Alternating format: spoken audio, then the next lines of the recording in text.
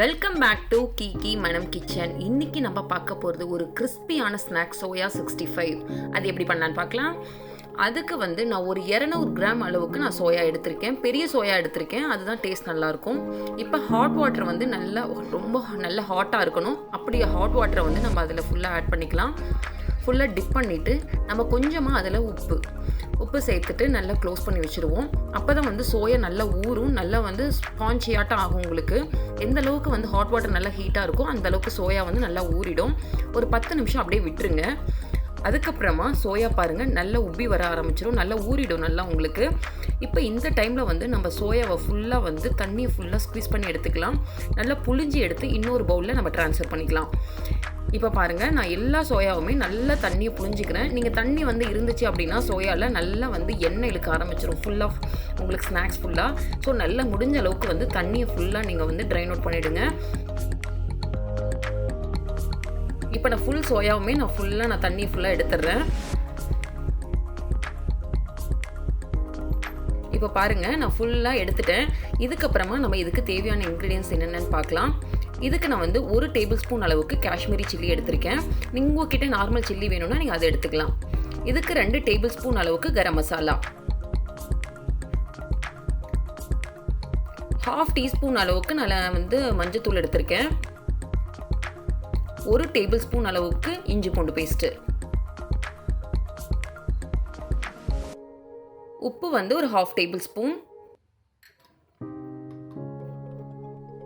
2 table spoon அளவுக்கு நான் கடலை மாவு எடுத்திருக்கேன்.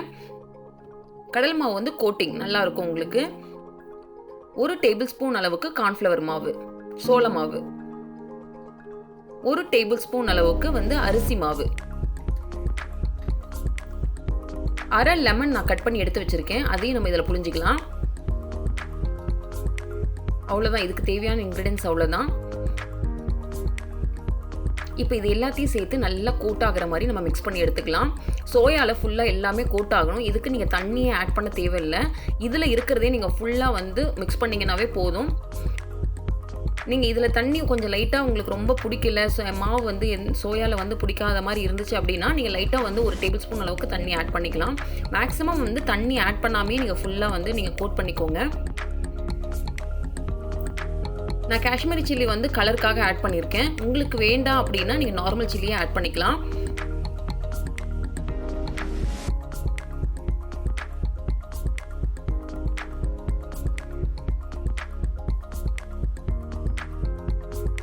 இப்போ ஒரு கடாயில் எண்ணெய் ஹீட் ஆகிட்டு இருக்கு. இப்போ நம்ம ஒவ்வொன்றா போட்டு இதில் பொரிச்சு எடுத்துக்கலாம். நம்ம இது அவ்வளோ கிறிஸ்பாக இருக்கும் சாப்பிட்றதுக்கு. குழந்தைங்களுக்கு இதில் அவ்வளோ ப்ரோட்டீன் இருக்குது சோயாவில். மேக்ஸிமம் குழந்தைங்களுக்கு இப்படி கொடுத்தீங்க, இந்த சிக்கன் சாப்பிட்றதுக்கு பதில் இது சோயா அப்படியே சிக்கன் 65 மாதிரியே இருக்கும். நான்வெஜ் சாப்பிடாதவங்களுக்கு இந்த சோயா 65 ஒரு ஆப்டான டிஷ்ஷு நான் சொல்லுவேன். அவ்வளோ சூப்பராக இருக்கும். ஆஸ் யூஷுவல் நீங்கள் சிக்கன் சாப்பிட்ற மாதிரியே இருக்கும். இதில் அவ்வளோ ப்ரோட்டீன் இருக்குது. நார்மலாகவே எல்லாருக்கும் தெரியும் சோயாவில் அவ்வளோ ப்ரோட்டீன்ஸ் இது இருக்குது. இது நல்லா கொஞ்சம் கிறிஸ்பாகிற வரைக்கும் நீங்கள் நல்லா குக் பண்ணிக்கோங்க. நார்மலாக சின்ன சோயா பார்த்தீங்கன்னா நம்ம அதில் கிரேவி பண்ணுவோம். மேக்ஸிமம் பெரிய சோயா பார்த்தீங்கன்னா 65க்கு ரொம்ப நல்லாயிருக்கும், பிரியாணிக்கு ரொம்ப நல்லாயிருக்கும். இந்த மாதிரி டிஷ்ஷஸ்க்கு எல்லாமே நம்ம பெரிய சோயா யூஸ் பண்ணலாம்.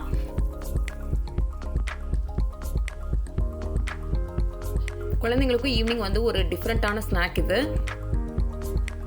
இப்போ பாருங்கள் எவ்வளோ கிறிஸ்பாக இருக்குது. சாப்பிடும் போதே அவ்வளோ க்ரன்ச்சியாக இருக்கும் உங்களுக்கு சாப்பிடும்போது.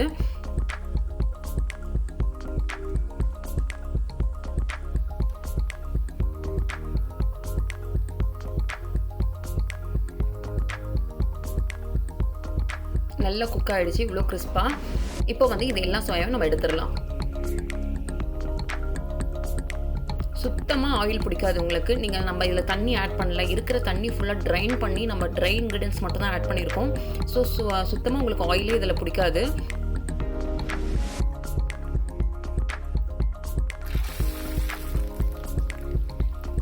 நம்ம பிஃபோர் இதில் யாருக்கா சர்வ் பண்ணுறதுக்கு முன்னாடி நம்ம இதில் கறிவேப்பிலை, நல்ல கறிவேப்பிலையை நீங்கள் பொரிச்சு எடுத்து போட்டு அதில் சாப்பிடும்போது அவ்வளோ டேஸ்ட் நல்லாயிருக்கும். இதுக்கு நான் கடைசியாக நான் கொஞ்சமாக கறிவேப்பிலையை நல்லா பொரிச்சிக்கிறேன்.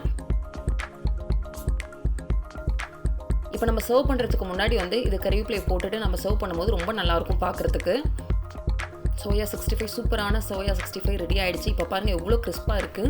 கண்டிப்பாக இது உங்களுக்கு பிடிக்கும்னு நினைக்கிறேன். பிடிச்சிருந்தா உங்களோட கமெண்ட்ஸ் பாக்ஸில் ஷேர் பண்ணுங்கள். உங்களுக்கு என்னோட சேனல் பிடிச்சிருந்தா சப்ஸ்கிரைப் பண்ணுங்கள், எல்லோருக்கும் ஷேர் பண்ணுங்கள். நன்றி.